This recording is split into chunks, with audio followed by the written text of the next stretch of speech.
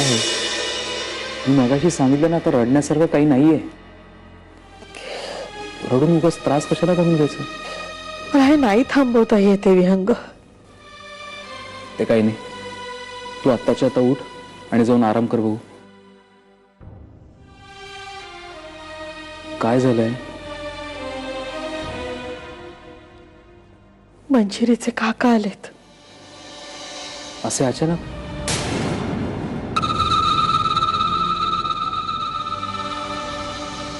त्यांनाही नेमकं आजच यायचं होतं. बरं, त्यांना सांगितलं सगळं? ठीक आहे, ही वेळ निघून जाऊ दे, पुढचं पुढे बघू आपण. काय विचार करत असतील ते विहंग? यांनी एवढ्या विश्वासानं त्यांची मुलगी आपल्याकडे सोपवली,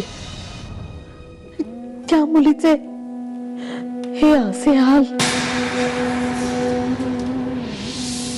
हे सगळं कशामुळे झालं हे जर त्यांना कळलं ना, तर काय म्हणतील ते विहंग?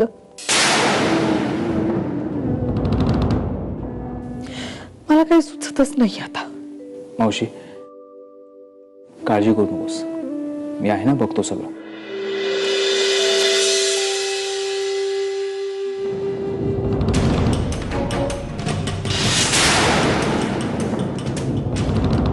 मी गोव्याहून पुण्याला चाललो होतो. म्हणलं पुण्याला जाता जाता कोल्हापूरमध्ये येऊन तुम्हा लोकांना भेटावं.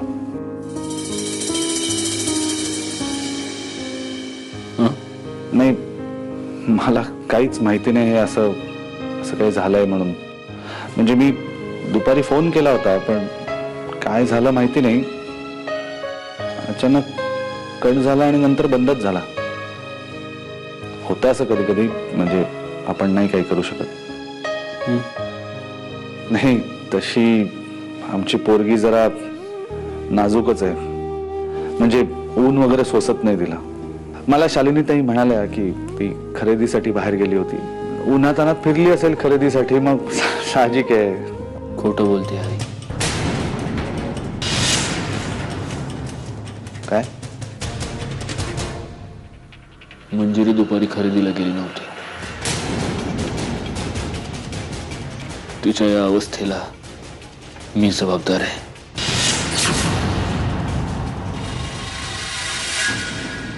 सत्यजितराव, तुम्ही म्हणजे शालिनीताई कशाला? मला नाही माहिती माझी आई तुमच्याशी का खोटं बोलली, पण मी तुमच्याशी खोटं बोलू शकत नाही. मंजिरीचा गुन्हेगार मी आहे. का? म्हणजे काय झालंय नक्की? विश्वास नाही ठेवला मी तिच्यावर. रागाच्या भरात वाटेल तसं बोललो. या मुलीला माझ्या घरात आता जागा नाही. आणि मग ही वेळी खरंच दिवसभर बाहेर जाऊन उभी राहिली. म्हणूनच हे सगळं तुम्ही काय बोलताय? मंजिरी झोपलेली नाहीये, ती बेशुद्ध आहे. इथपर्यंत सगळ्या गोष्टी, मला मंजिरीला या परिस्थितीत... हे बघा, मला तुमच्याशी आता काही बोलायचं नाही. फक्त माझी मंजिरी शुद्धीवर येण्याची वाट बघतोय. माफी मागायची तिची.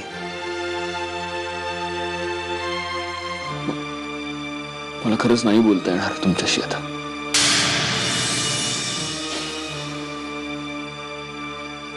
जावई बापू, खरं बोललात, आवडलं. पण जे काही घडलंय ते सहजासहजी विसरण्यासारखं नाही. आपण याविषयी नंतर बोलूच.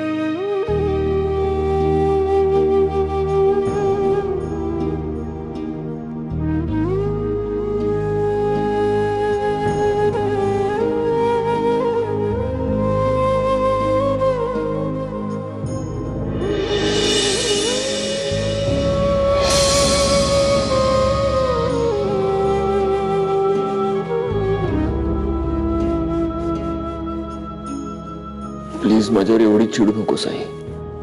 मी रागावलेली नाहीये सत्यजित, पण तुझं जे रूप कधीच दिसू नये असं मला वाटत होतं, तेच रूप तू दाखवून दिलंस. माझी सगळ्यात मोठी भीती खरी करून दाखवलीस. यांचंच रक्त आहे तुझ्यात, पण मी घडवला होता तुला.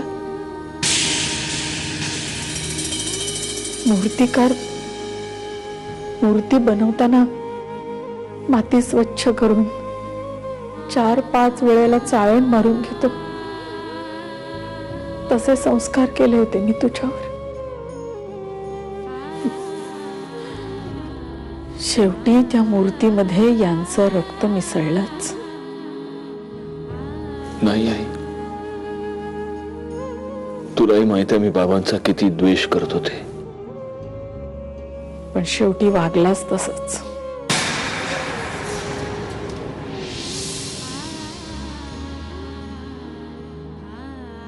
तू सांग ना मलाही, मी काय प्रायश्चित्त घेऊ माझ्या वागण्याचं? सांग ना. आपलं प्रायश्चित्त आपलं आपण शोधायचं असतं सत्यजित.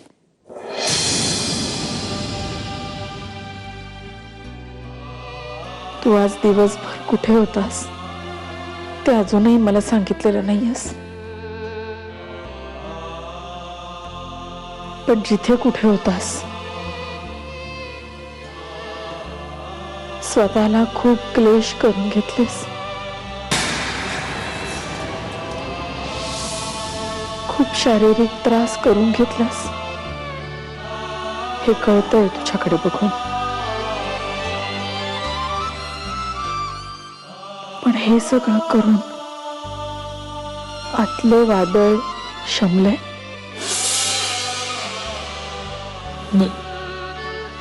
माहित नाही.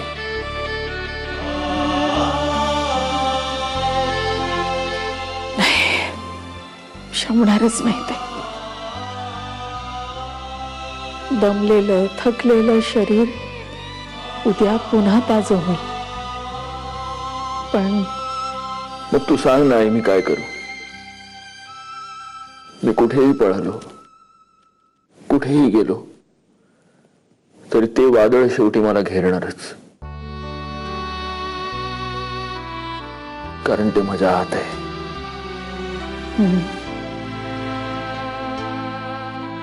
मग पळणं थांबव बाळा.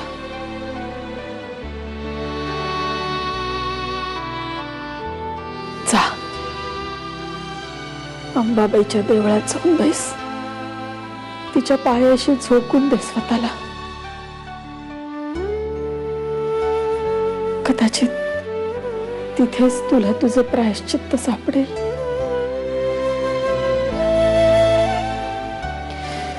ही आई तुला ह्यापेक्षा जास्त काहीही सांगू शकत नाही. तीच आई तुला मार्ग दाखवेल.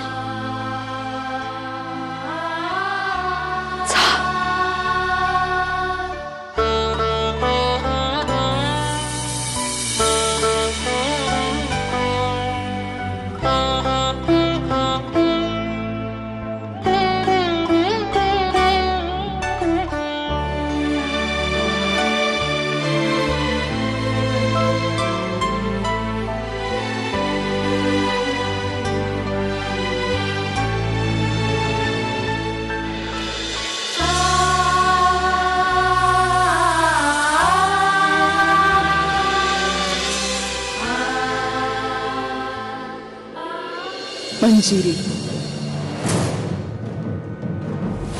तुला कायमचं असं झोपवून ठेवता आलं तर किती बरं होईल ना.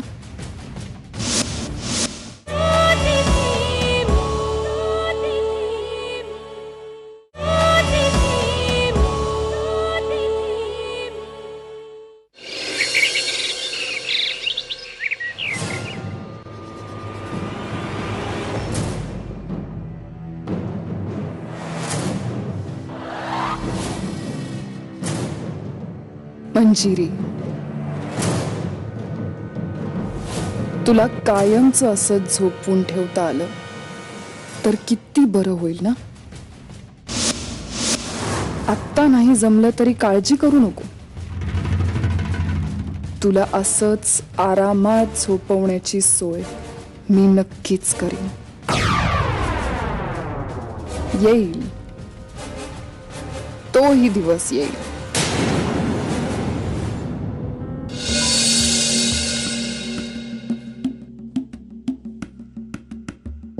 बिचारी मंजिरी.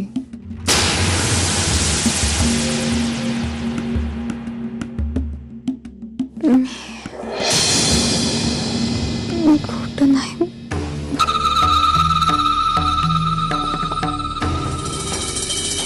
मंजिरी, बाळ जागी हो. मंजिरी, मंजिरी तुला, मंजिरी तू शुद्धीवर आलीस. Thank God, thank you so much. इथे घरात काय करते? नाही अगं काय झालं? मला जायला हवं. कुठे चाललीयस? नाही प्रिया, मला या घरात नाही राहता येणार. यांनी सांगितलंय. मंजिरी, सत्यजित स्वतः तुला घरात घेऊन आलाय. त्याला खरं काय ते सगळं कळलंय. त्यांनी समजलंय. पण मग ते कुठे आहेत आता? तो गेला असेल अगं बाहेर.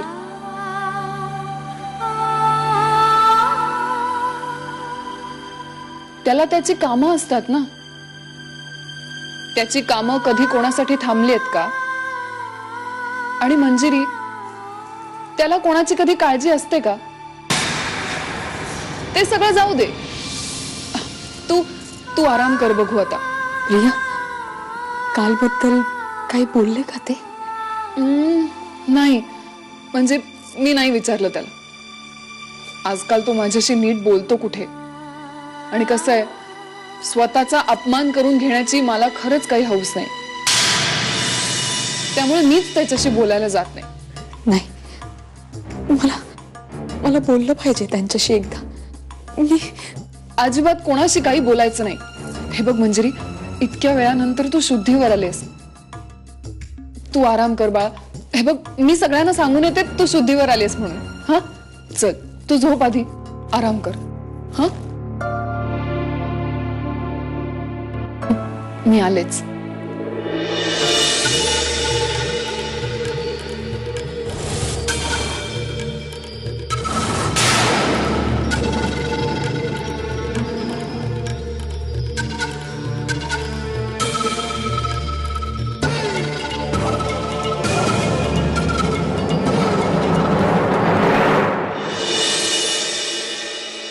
वहिनी, मंजिरी शुद्धीवर आली. काय सांगताय तुम्ही? होय, प्रियाने सांगितलं आता मला. चला, देवीची कृपा झाली म्हणायची. त्या देवीनंच आपल्याला संकटातून सोडवलं. आता कसली अडचण नाही. त्या देवीच्या पायावर जाऊन डोकं टेकवायला पाहिजे. मी काल रात्री तसं बोलले होते. तुम्ही अशा शांत का? तुम्हाला आनंद नाही झाला?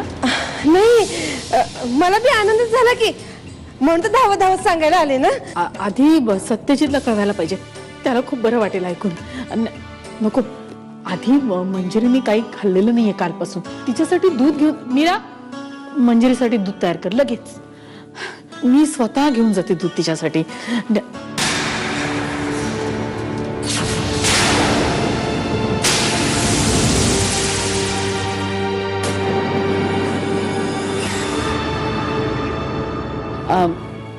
मंजिरी शुद्धीवर आली आत्ताच. हो, कुठे चालली आहे मंजिरी? पुण्याला. का? तुम्ही जरी तुमची चूक मान्य केलेली असली तरी त्याचे परिणाम संपले असं होत नाही. नाही, काय? मंजिरी माहेरी जाणार नाही.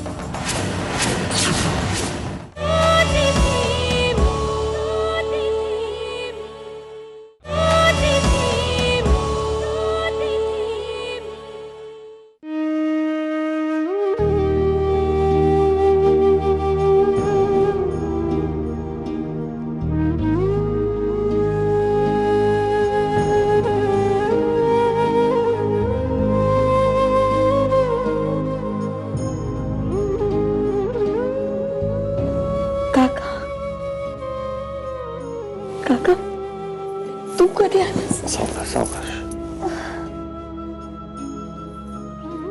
तू कसा आहेस काका?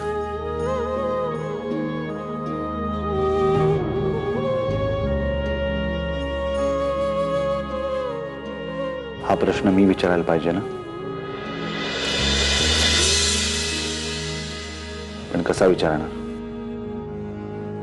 जे काय आहे ते दिसतच आहे की मला. अरे काय झालं, मी बाहेर गेले होते आणि एवढं ऊन होतं मला कळलंच नाही. अचानक कशी काय मला चक्कर आली आणि मला माहिती आहे काय झालंय ते सगळं समजलंय मला. काका तू तू आई बाबांना नाही ना सांगितलं काही? अजून तरी नाही. हे सगळं काय चाललंय म्हणजे? तुला एकदाही फोन करून सांगावं असं नाही वाटलं? तुला माहितीये ना तुझ्यासाठी मी दादा इकडचं जग तिकडे करू. एकदा तरी सांगायचंच ग. आम्ही बघून घेतलं असतं ना काय करायचं ते. जाऊ दे रे काका. हे बघ, नवरा बायकोत असे छोटे छोटे वाद होत असतात. तू नको उगाच काळजी करू. मी काका आहे तुझा, त्यामुळे संसार नवरा बायकोतली भांडणं हे तू मला समजावून सांगू नकोस. हे काका प्लीज असं नको ना रे बोलू. मला पूर्ण खात्री आहे सगळं नीट होणार आहे. बघ तू लगेच बॅग भरायची. काय? तू आत्ता लगेच माझ्याबरोबर पुण्याला येतेस आपल्या घरी. अरे हे काय बोलतोयस तू? हे असं हे नाही होऊ शकत. मी तुला विचारत नाहीये, सांगतोय. मी तुला घेतल्याशिवाय इथून जाणार नाही. अरे पण मी अशी कशी इथून येणार काका? मी हे बघ, आपण 15 मिनिटात निघतोय.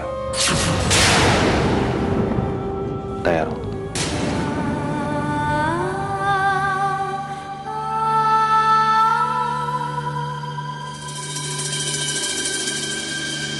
काका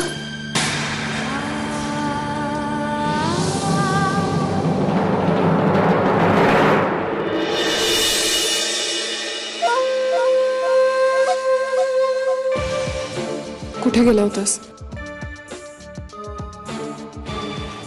सत्यजित,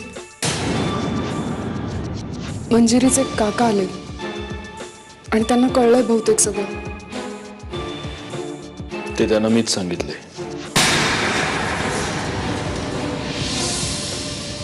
ते मंजिरीला माहेरी घेऊन जायचं म्हणत होते. म्हणजे मी नीट नाही ऐकलं, मावशी असं म्हणत होती. सत्यजित प्लीज ऐक माझं.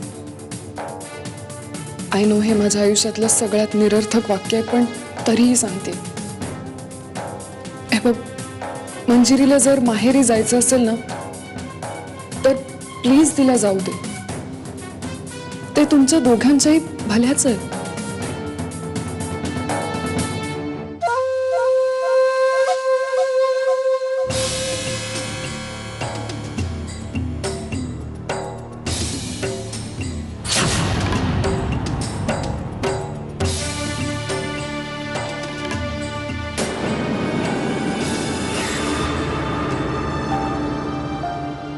शालिनीताई, मी आत्ता मंजिरीशी बोललो. काही बोलण्याची करण्याची तिची मनस्थिती नाहीये. हो मला कल्पना आहे त्याची. तिने फार मनाला लावून घेतलंय सगळं. तिचंही काही चुकलं नाहीये म्हणा. सत्यजितच असा वागला की तुमच्या समोर तोंड दाखवायला जागा नाही राहिली मला. हे बघा, जे झालं ते झालं, पण मंजिरीला ह्या परिस्थितीत मी असं सोडून नाही जाऊ शकत. मी तिला पुण्याला घेऊन जातो.